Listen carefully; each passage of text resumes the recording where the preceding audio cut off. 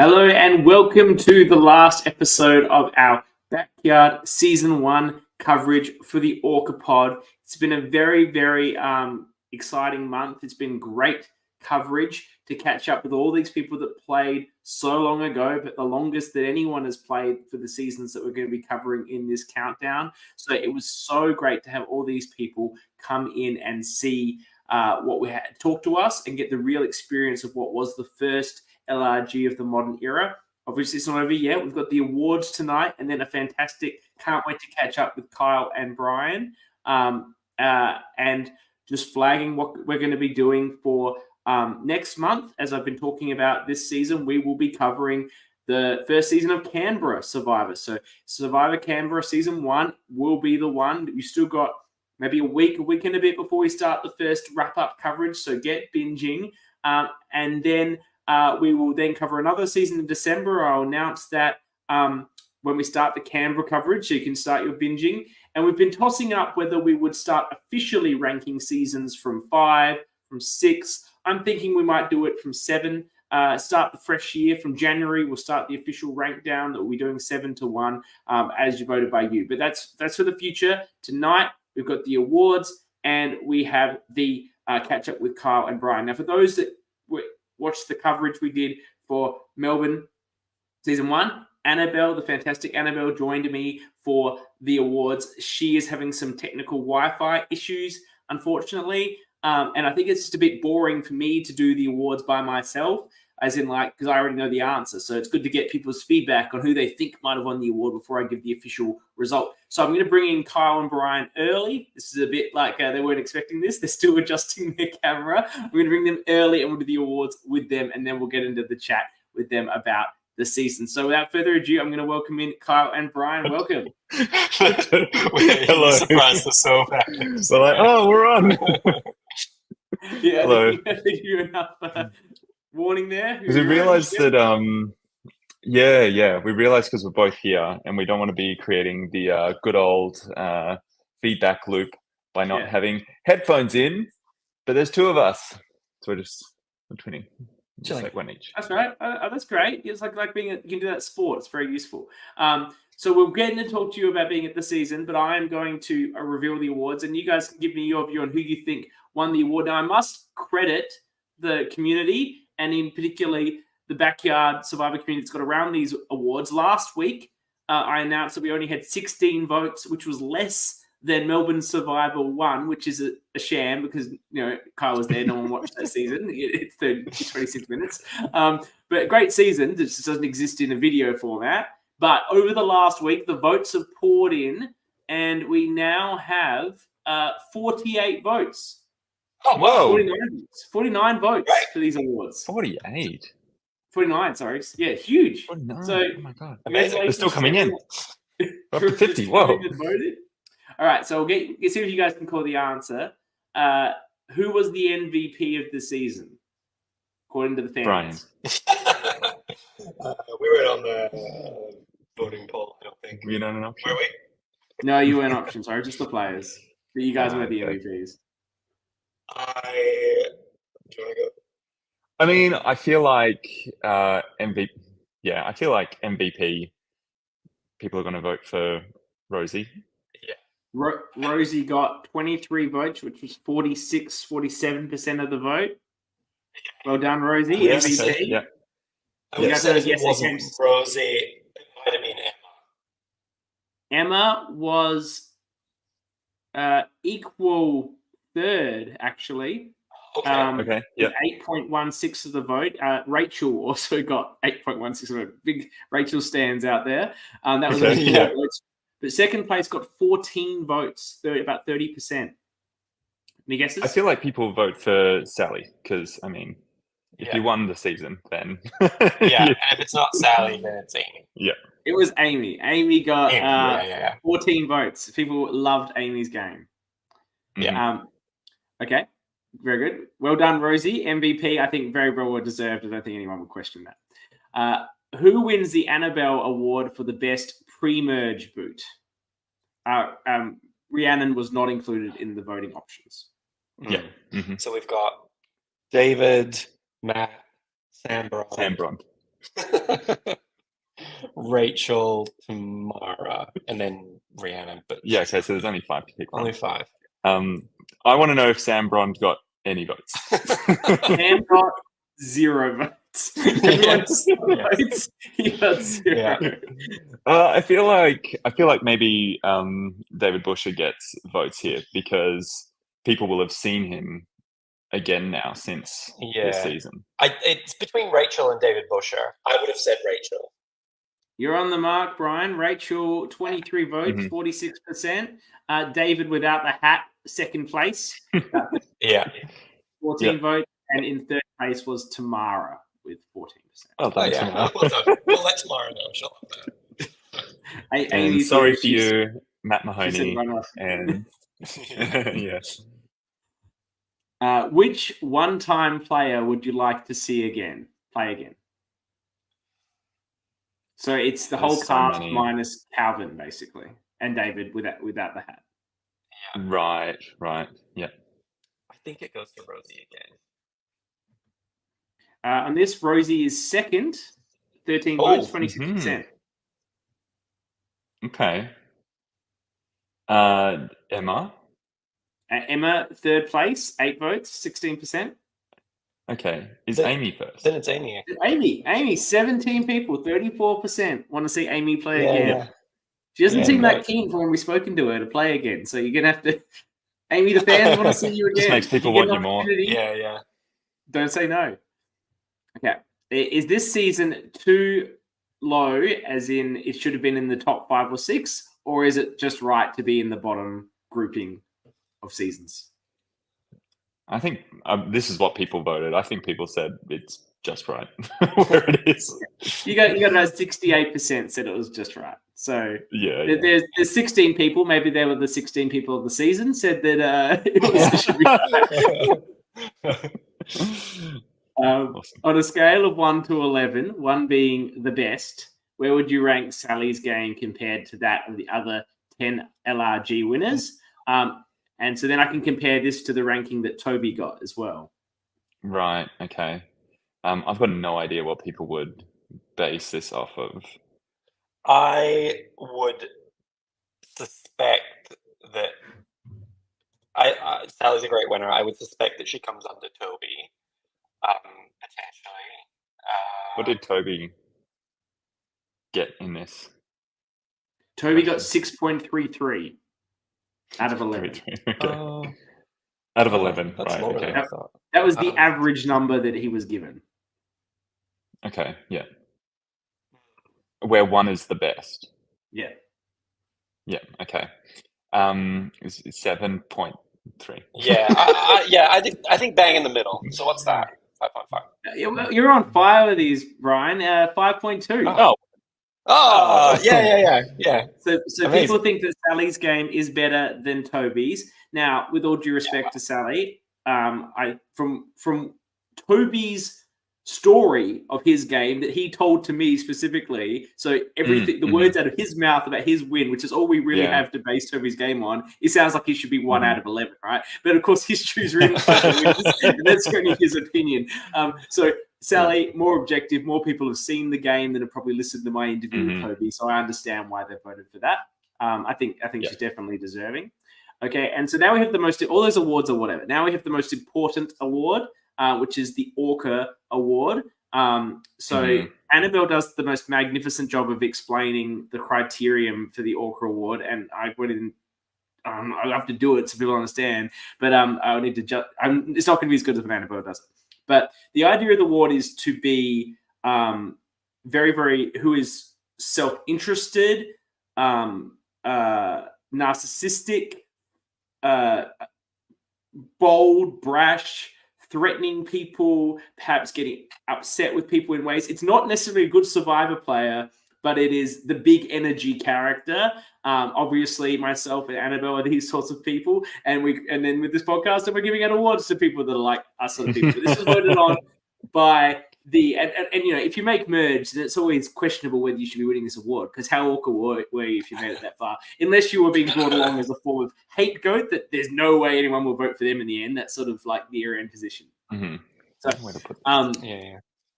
the fans have voted, and I combined their votes into a 3-2-1, and then all the other orcas that participated in our podcast have all voted. So the fan vote for this is only one orca.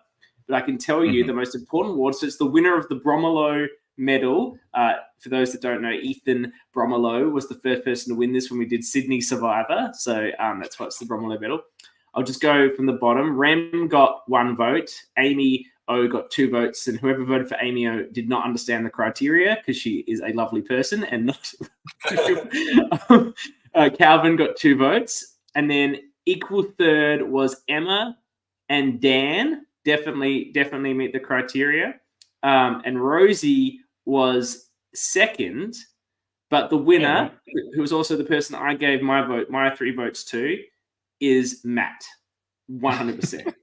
Like his first 2 episodes are unbelievable. The way he complains about the challenge when he's clearly in the wrong, and there's no way he would have won it anyway, even if he did understand the rules. He complains at you guys nonstop. He's bitching at you. He's still salty about it back at camp. He's still clearly unhappy with how he finished in the game 10 hours on when you see him stewing in the background. And then this question of Idle Tribal Council in pure orca fashion is about himself. The answer is supposed to be Matt. And he's still just thinking about, how is this about me? So I stand Matt as a character, as a power player, gives no fucks, just says whatever he thinks to you guys, to his tribe mates, blames everyone but himself. No ounce of self-recognition of his own mistake with the challenge. No, it's everyone else's fault but me. And that is true orca behavior. And I think he's done it the best in orca in shows we've covered this so far in this podcast. He was elite at that aspect. So I'm proud to bring him into as the third winner of the Orca Medal, the Bromilow Medal. I'm going to be very proud. And to do it, and it's in true orca style, to win that from only appearing in 2 episodes. Yeah. All right, so that's the awards out of the way. So good to have you here. I want to hear, because everyone listens, all the other people, the creators, the hosts, how did you get into this? Oh, I saw Backyard, I saw Melbourne, I was inspired, I want to do myself. Well, you guys were first. What made you think this would be possible?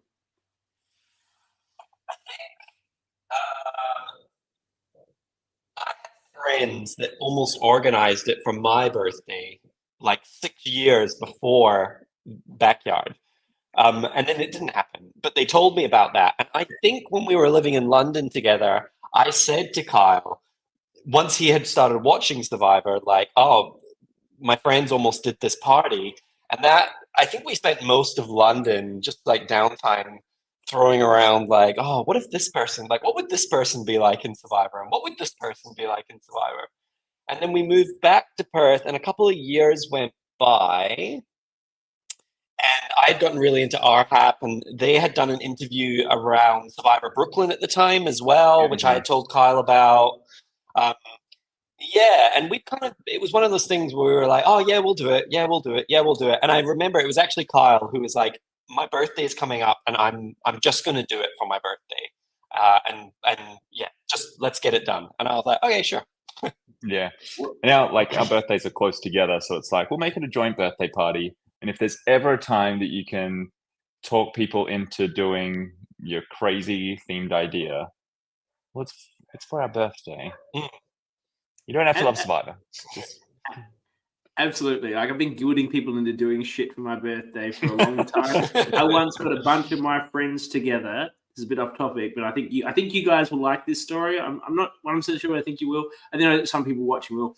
I got my friends, some of which liked Buffy the Vampire Slayer, most of which were not that interested, and we performed to ourselves the Buffy musical, dialogue and songs.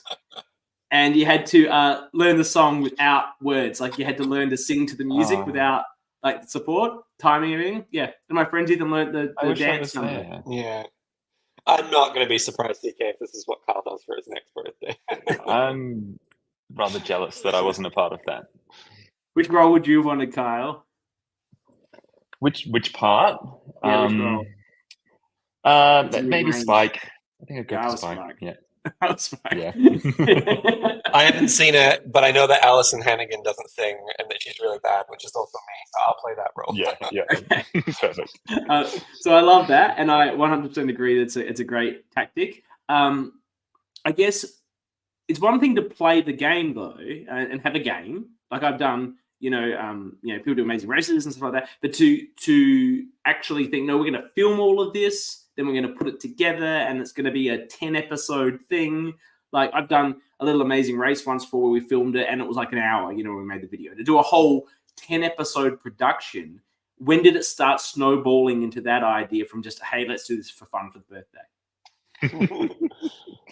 I'd say it was a bit of a roller coaster, really. You have the big picture idea, like the blue sky dream, where it's like, right, we're going to have these challenges, like these are our bucket list item of challenges that we want to have. We want to film it like this. We want these people. And then as it's getting closer, we were also like so ambitious for the time frame we'd given ourselves. Like I feel like it was maybe 2-3 weeks of pre-production for this one. Wow. Where we were like, we put it out there. We're like, we're going to do this thing. Yeah, cool. It's like the Christmas break. So like between Christmas and my birthday, 12th of January, it's like, that's when we'll make the challenges. And so, we just kind of like dove into what challenges we could make, and then through that process sort of like starting to remove some, being like, we're not going to get to make that, let's come up with a new idea. We were extremely ambitious and underestimated how long everything took. We were like, we can paint like 100 blocks in like half an hour, it's fine. We can learn to use power tools for the first time, it's fine. Did you have the power tools, or did you have to borrow them from someone? Oh yes, borrowed from our masculine family members. Yeah. But even like as it was getting closer, we're just like, how are we gonna get these challenges finished, and also prepare what we need to film it as well? So we started to question, like, are we actually going to film this? Are we going to be able to do that? How many cameras did you have? Because it was 5-6 years ago, and filming on like iPhone wasn't so viable back then. You can do it now. You still want to use better cameras because we're all at this point where we want to make these elaborate productions. But you still, if you've got a crew member there and you say, you see something good, just do it on your iPhone. If you don't have a phone, it'll be fine. But back then, what did you have? Like proper handheld digital cameras? How many? There was a few DSLRs going. Yeah. I reckon we had like 3-4 DSLRs there. And that would have been mostly what we're using. Yeah. There was like filming on phones as well. But just varying qualities. And I remember we had one camera that got brought and offered up to be used that a friend of ours handed it to us like an hour into the production, was like, this one is not to be used. Like the quality is so bad. She's like, you don't want anything captured on this. But like sort of, I think the night before we were like, don't know if we're going to get to film it, but at the very least we'll get to have run a Survivor game, have invited our friends, play it out. It's going to be a good day. If we film it, maybe it's just like getting a few, like a highlights reel. Type of thing. Like Melbourne. It ended up being like Melbourne one. Yeah. And so that was kind of just like managing our own expectations of like going into tomorrow, it may not be what we imagined. This might end up being a practice run for something that we do later. And then a friend of ours, Genevieve Cooper, who like works professionally in videography, turned up, and we'd asked her like, would you be able to come and help us with this? And she's like, yeah, no worries. But she rocked up the night before, like with her camera, with some lights, and we were like, okay, Jen's here, and she's brought some actual filming stuff, so I guess we're filming it. And you're like, lights? We didn't even think about lights. Like it would have gone it's turned dark. It was definitely like a moment of like, oh, this is actually happening. This is real. Like it's not just just hanging out with friends. Like it's definitely a production. Did she have microphones as well? Because the audio is quite good. So that's just from the camera. That's just because it's in a closed-in backyard, so there wasn't it was so hot and there wasn't that much wind.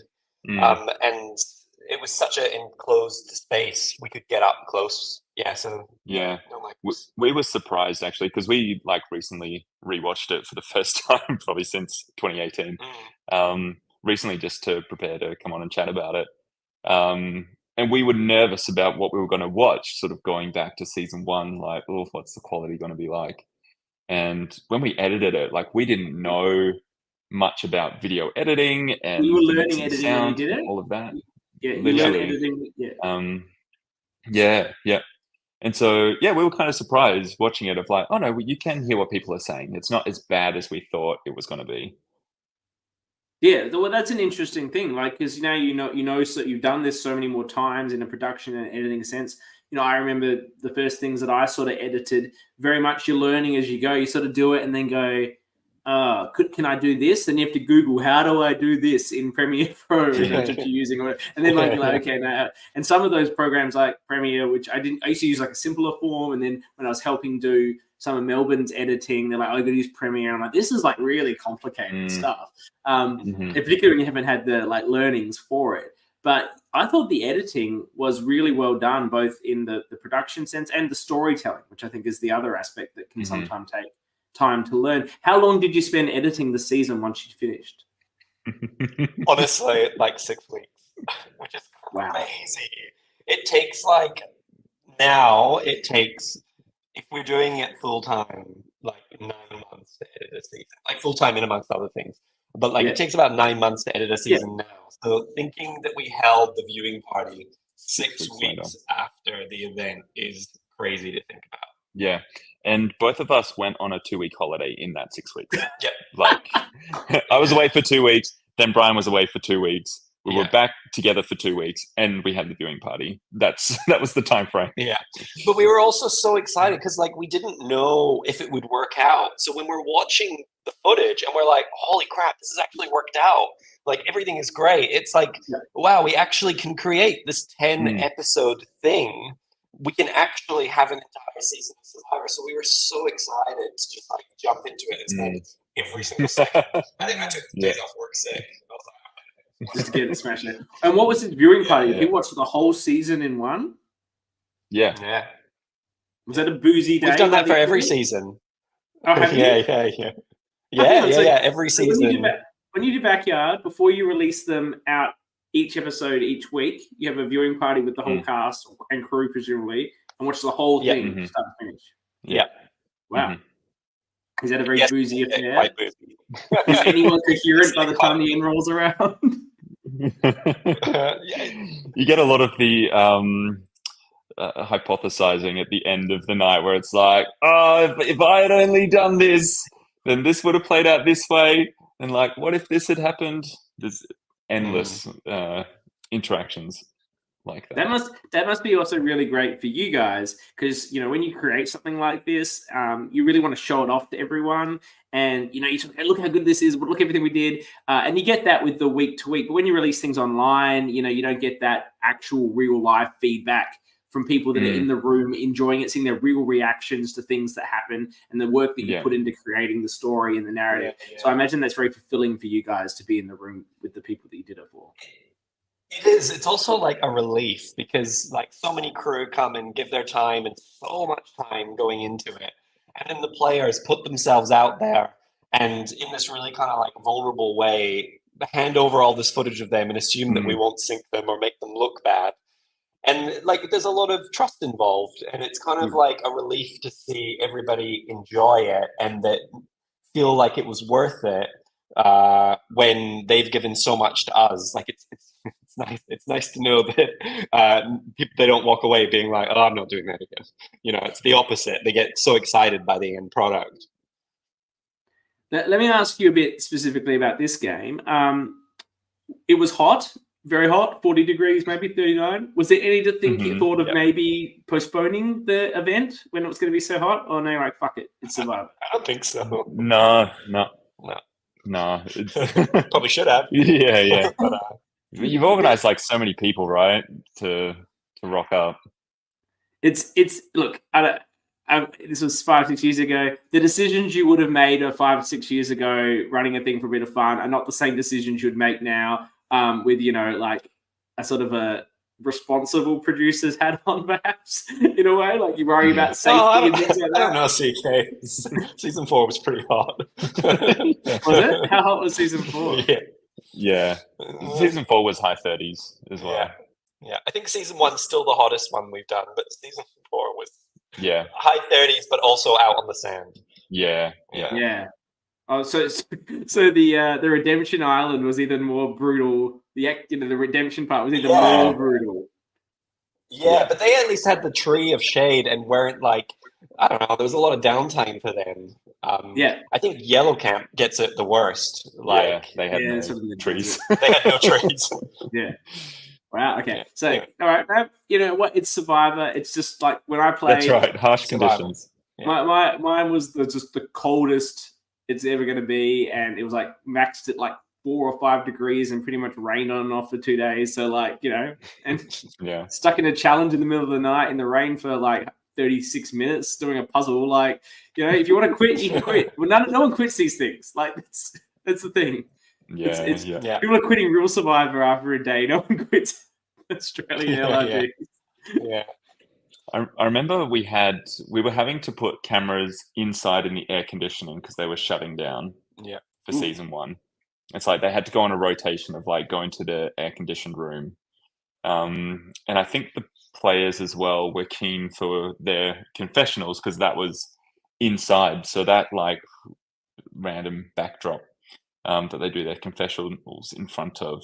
The house was being renovated. So that was just like the ground was sand. It was like a renovated bathroom after everything had been removed. So they were just like sitting on sand, but inside the house in front of that backdrop. We understand the worst place to do a confessional, which I think only applied for the first 2 episodes, was in someone's van. Yeah. Oh my god, I love watching that van. Once we realized that we had to have confessionals in a van, I was the one that was responsible for like decorating it with the leaves, and then just like watching them slowly die across the season is hilarious to watch. I love it. I love the thought that like, this van by itself isn't doing it enough. Like we better deck it out. Like it's so embarrassing. Yeah, I didn't actually. To be fair, look, I didn't notice that there were confessionals in a van until one of the contestants, I think Emma, mentioned being in the van. Yeah, okay. It was her tribe that was doing that. So I didn't realize that was happening. It's so funny. So, with the cast, they were all people you guys knew from different walks of life. It seemed like you managed to thread a relatively good level of not having too many people that knew each other and then to split them on the tribes. Obviously, you just guys have lots of different friendship groups that you were able to pick and choose from for this objective. Was there anyone in there, anyone that you wanted to play that didn't get to play that maybe came back another time? Mm-hmm. Yep. So Sarah, who ends up playing in season 2, she was on the cast. And then something happened with her leg, I think. She ended up in hospital like the night before. Yeah, so she ends up in hospital. She's Emma's replacement. She's the one that Emma comes in for. Yes. That's right, yeah. And then, it was wild as well, because like Sarah was in hospital in the morning, couldn't come, but does rock up later in the day to watch it play out. Like you'll notice that when the votes are when people are going up to vote, I'm never sitting at tribal council because I'm the one that would like run and film the votes. Yeah. And I always remember at the end of the day, Sarah was there and she was holding the light up on the voting table. And as people, I remember like someone left to go around the corner and Sarah was like, "This is so cool. Please do it again so I can actually play next time." And so it was cool to see her like actually then go on to play in season 2 as well. Sarah was the one with long black hair, is that right? Am I getting right? No, Sarah? Blonde hair. Blonde hair starts on the green tribe. Green. Is on green with John and Jess and Tristan. Don't want to spoil it, but she gets pretty far. CK. Yeah, no, she's the one that doesn't know much about Survivor, right? Is that right? Am I wrong? Yeah, she doesn't know much. I don't think. I need to rewatch it because it's one of my favorite seasons, to be honest, of all the shows. Yeah. I've said this before. It's an incredible like this. I must say this is an incredible first season. Look, you do your best from a storytelling perspective with what is a natural beginning, but you manage to somehow get us to still root for those Reds. Like that's what's really crafted really well in the narrative. You want the Reds to do well, even though they're just pagonging the other people. I think it's an element of they come across, for the most part, as a bit of an underdog tribe to start, then succeed in spite of that. Then they get swapped in a way that, yes, it puts two people to the absolute slaughter, but they're not going to win challenges. And then those two people go, and then they have to win a challenge, which they do. So they have it's a really strong underdog narrative, even though they're never actually underdogs. That you did in a masterful way of crafting as a narrative, as was from my personal opinion.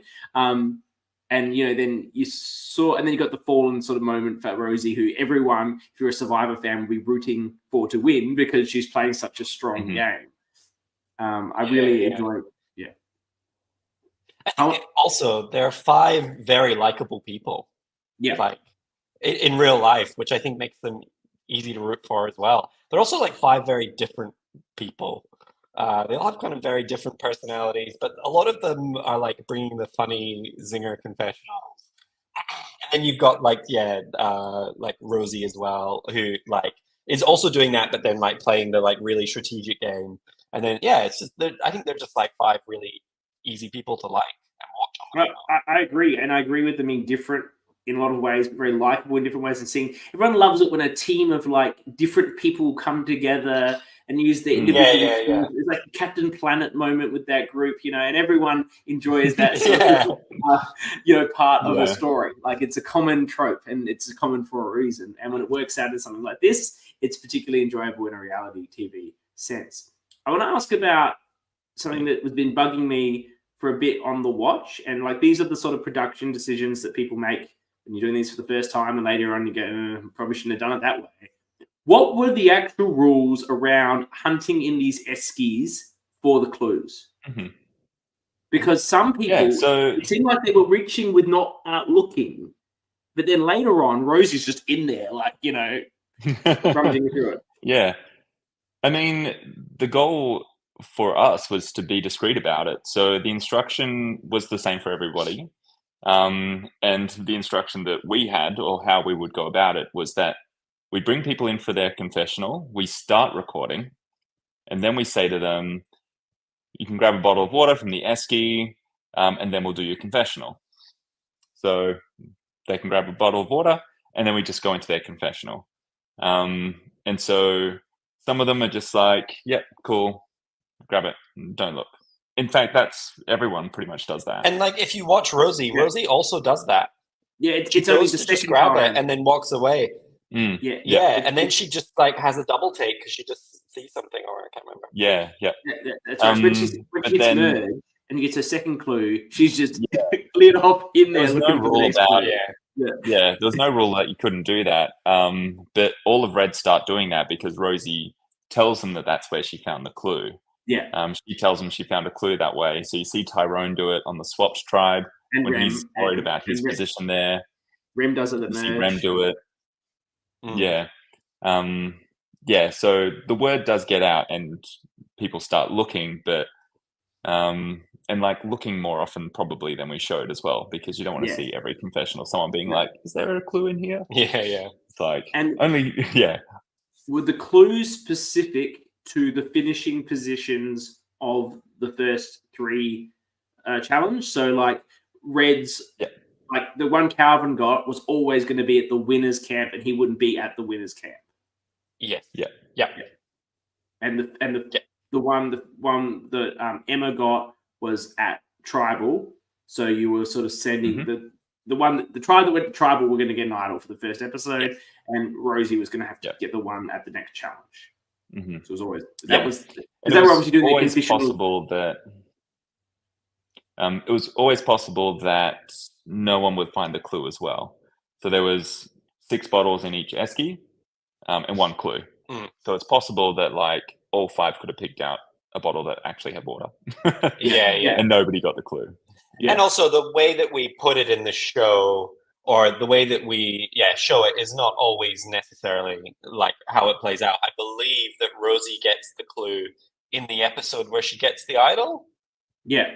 Because we already have Calvin getting the clue and Emma getting the clue, or we already have an idol. So like Rosie actually got that clue around the same time as everyone else, but we just put it in the second episode to kind of beef it out a bit.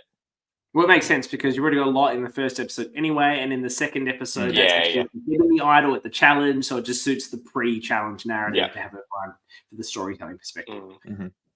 And something that no one's given me a clear answer to over the 4 weeks of this coverage: did Dan think what he had was actually an idol or not? Yes, he did. Okay, Yeah, so did it have paperwork? 100%. No. Okay. Like, and unfortunately, like the exit confessional he doesn't happen straight away. Yeah. He gets voted out. He makes the comment sort of off camera of like, I didn't play my idol. Yeah. But he genuinely thinks he's been voted out with an idol. But then Rachel Dessen, who's been already eliminated, is quick to let him know that like, that was my necklace. By the time he does his exit confessional, like he's already been told that what he had wasn't an idol. I believe he never opened it. So he didn't know that, like, he didn't know that there was no paperwork. I also, with all due respect to Dan, he's also not a huge Survivor fan, so I don't even know if it had no paperwork that would have flagged to him that it was fake anyway. You know, and like our idols wear necklaces and bracelets, so it's totally on theme. And I think a fair element, even to add to it further, even if he was a Survivor fan, there's no assumption you'd have paperwork. Like this is that's right. Like, obviously, if someone's playing Backyard 5, if they find an idol and there's no paperwork, there's going to be sus. But back in Backyard 1, right? It's like, oh, it's in a package. Yeah. There was this moment before, because Kyle came round before that merge vote, and we put all the votes out, and there was Daniel, and we knew that it was going to be a tie, and we knew that Rosie had that idol, and we knew that Dan had the fake one. And I remember looking at Kyle and like, "Are you ready for this? Because like we have to have like game face on and not break." And I remember asking you if anyone had an idol or anyone else had an idol, and just like the silence and like trying not to look at Dan. You're like, Dan, play this. You're like, look at it, play the fucking idol. I was, I really wanted him to play it, but he didn't. Yeah.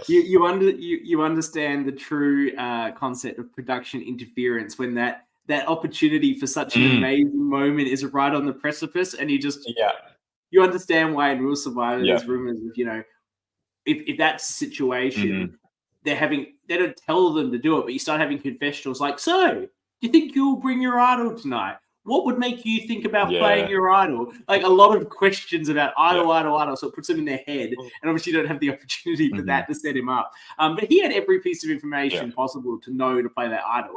It's unbelievable that he didn't in that circumstance. Yeah, he assumed they were voting for him. And correct.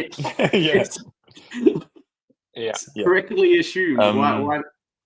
Why not play it? Yeah. And I don't think he had any information to suspect that he had successfully swayed anyone either. No. You know?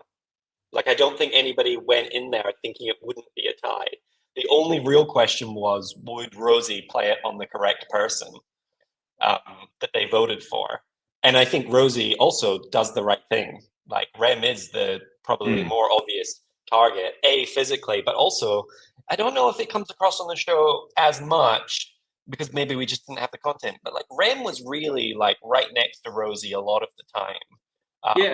And like Rem was pretty smitten with Rosie. Rem was, because he keeps calling her Rose. He was pretty smitten with Rosie. So I think, and they make the right decision by not playing it on voting for Amy.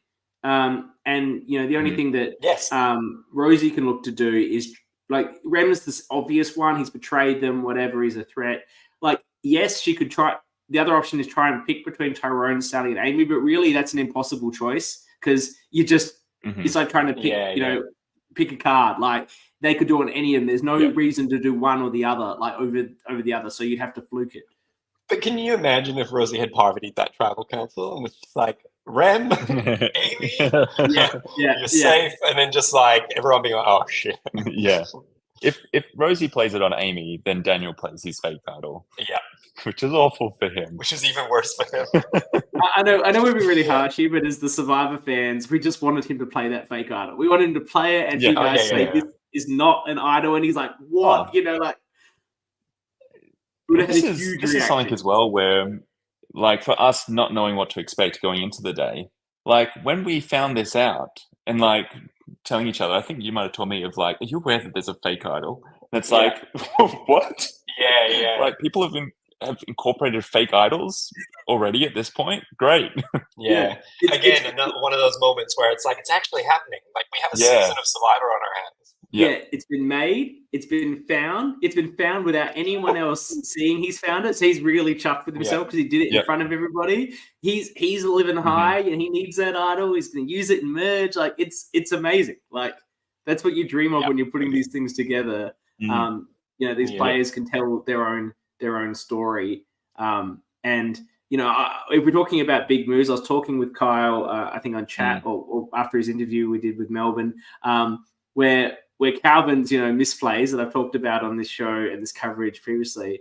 But I don't accept his Rhiannon wanted to go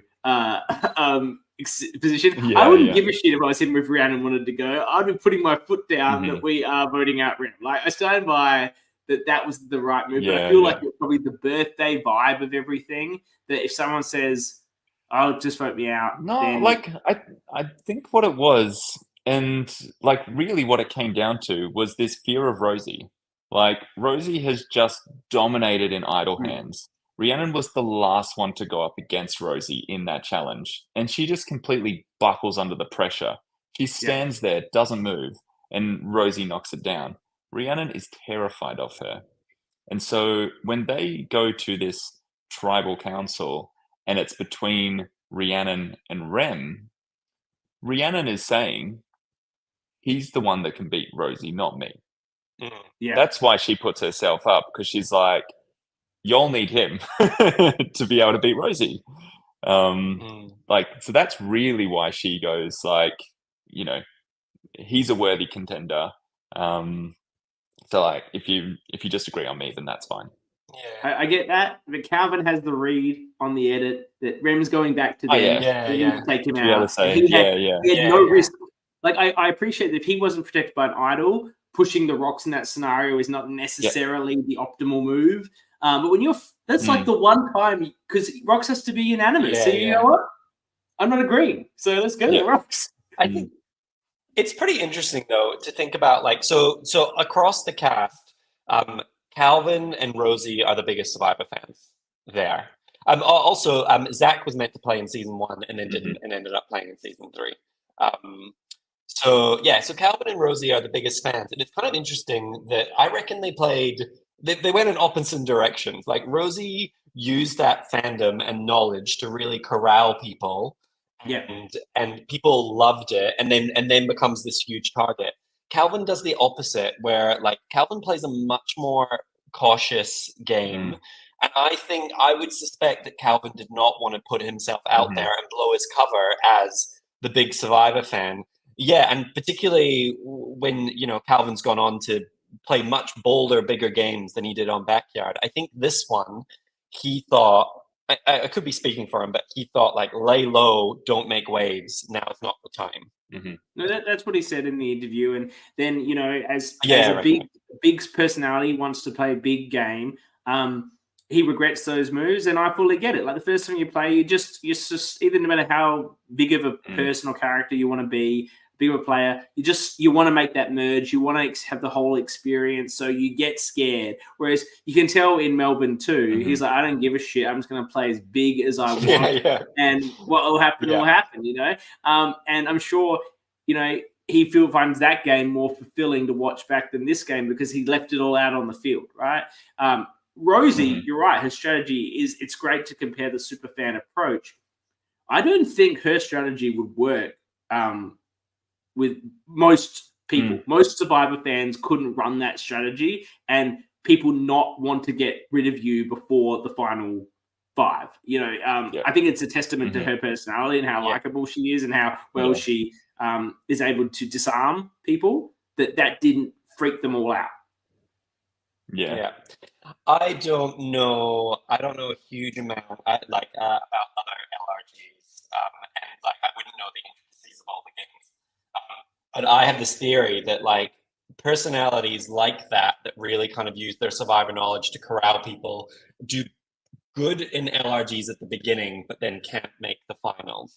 Because of the fast nature of the game, people love it when someone else steps up and makes all the decisions and runs the gambit at the beginning, because then they know it's not them and someone else is doing the work, and they're confident that they'll be able to kind of find their footing and then footing. And then it's later that it becomes a problem for them. And that happens, I feel like, with a couple of people in Backyard. Yeah. I think what's happened over the progression of the sort of 11 LRGs that we're covering here, the modern era, is that more and more the casts are people that are applying. They don't know each other, and because the show's got into production and people know about it, and these people that are applying are you get some people who don't have a lot of familiarity with Survivor because they see it as an experience or an opportunity. But for the most part, people there are a bit of crazy super fans. So I know from my experience playing with people, I think I had an intent to not talk about being a super fan, but immediately that's what everyone was just talking about with each other, because we're all these weirdo Survivor lovers that have, like in my case, traveled to another state to play this game with other weirdos in the middle of nowhere, right? And these are my people. I don't know. I don't have my people. I finally found my tribe, And what I actually have seen, and particularly watching and interviewing other people, the ones that aren't that sort of feel a bit like they have to pretend to be bigger Survivor fans, and they're not. They feel like they're the odd duck out to be like, I've already watched. I haven't watched much of it, or everyone's talking about it. So it's because everyone says, of course you're a super fan. Like, who's going out to the middle of nowhere for 3 days to play an amateur Survivor if you're not a super fan? Like, no one believes you, even if you try and pretend. Whereas back in these days, it was more, who as the host can you find to play your game? Back in those days, that's what it was. We sometimes feel like people even pretend that they're bigger Survivor fans when they audition. My favorite answer to any question in any Meet the Cast was when we asked someone, how do you feel about idols? And they were like, I love idols, like Nelson Mandela, like listing people, role models that they looked up for. And I was like, okay. It's very important to have an idol. Yeah, it's very important to have an idol. Yeah. You probably like tick, like not a super fan, tick, like, because it is good to have that dynamic if you can find it. You don't really want 16 super fans who might game bot it up a bit. You want real people with real behaviors and experience. And I think like we've kind of experimented with this a bit, right? And like 2018, so like 2018, we like our first 3 seasons are all in that same year. Like all 3 were made in 2018. I did not know that. Yeah. Wow. Season 2 and 3 are filmed 2 weeks apart. Yeah, Kyle told me that last time I spoke to him. I was like, that's unbelievable. Yeah. Wow. But I didn't know all in that one so year. like we do. Yeah. So that first season, and like we were concerned that you have all these people that like already know each other. Are you going to have a season that doesn't make sense when you look at it from an audience point of view without explaining that like they flipped to that side because they were already friends? Yeah. Quite the opposite. Like we were so surprised that in season 1 people were so tribe strong when their friends were on other tribes. I think like pretty much everyone who knew somebody else on the cast like ends up voting against that person. Yeah. So it's pretty wild that occurs. Whereas like later seasons we do take more of the we want to find people who have never met each other before.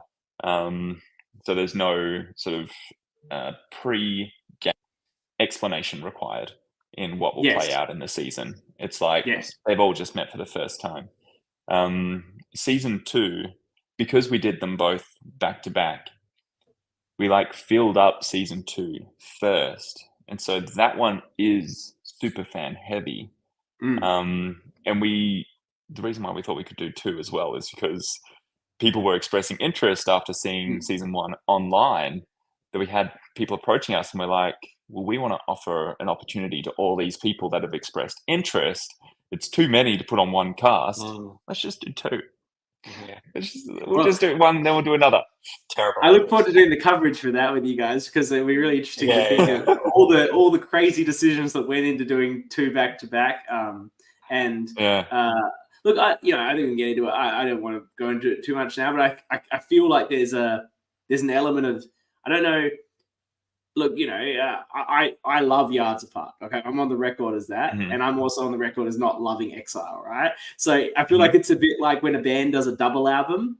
If they're just doing one album, it would be like, sometimes the second album is like the filler from with a couple of good songs. That's just my personal opinion. But as a Yards Apart is probably my favorite of all the LRGs. And it's also got a sentimental for me, because that's what exposed me to the whole community. I remember I was at a mate's weekend down the coast here in South Australia.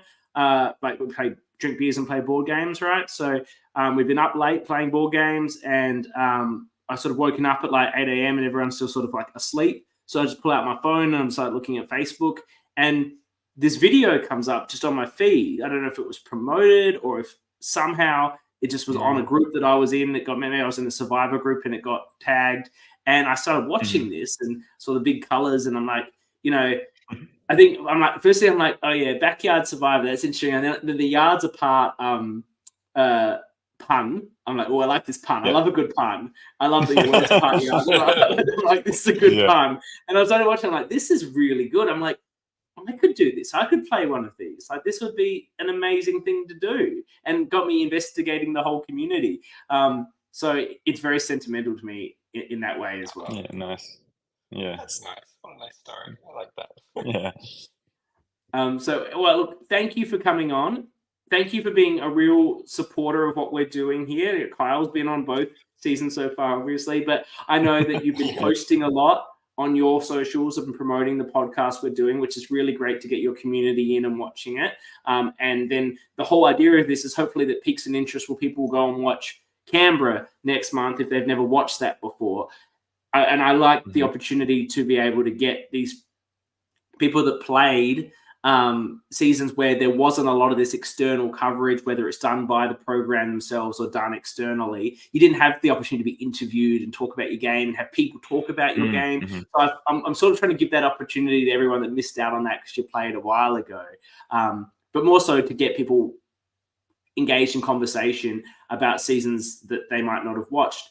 But you guys have been so supportive about the social stuff. And I know I commented, Brian, you went and updated all of your YouTube image grabs for all the episode to be consistent with your branding on other seasons. And I noticed that. I'm like, oh, that's a nice timing. I appreciate that level of, I love that you guys went and rewatched it to get yourself familiar with it as well, re-familiar with it. So thank you so much for what you've done to help promote what we're doing here and to be a part of it. And obviously we'll be seeing you 3 more times when that is to be announced. But I don't know if I can commit to watching the whole of the seasons again.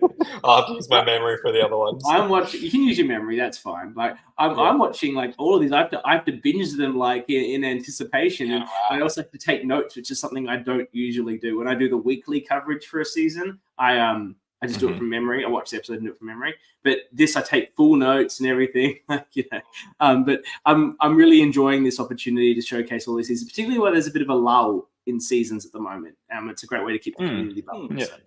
But you guys have been really, really supportive, as I've said, in terms of what you've done in conversation with me and socially, and helping me find some of the cast. You were surprised I was able to get Sally. That was exciting. You didn't think I'd be able to get Sally? It's kind of great. Yeah, I think it's so great what you guys are doing. And thank you. It's been a thrill to see some of these people pop up. And yeah, like I wasn't sure if Sally would want to do it. Like it did happen like 5 years ago. Yeah. It's just some birthday Like party. a she went birthday to party, 5 years yeah. ago. It's like, I'm going to do an interview about the birthday Yeah. party. Like I think if you had told Sally, you will be the OG winner of something that at this point 11 other people will sign on to, Sally would be like, wow.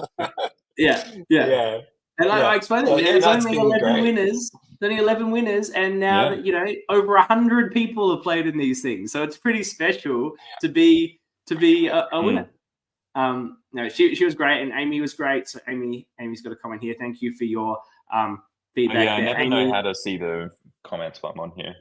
I can't see it. Amy said, thank you for showcasing season 1's humble beginnings and giving us an opportunity to chat about it. So yes, thank you, Amy and Sally, who came on and did the interview as the winner and runner-up.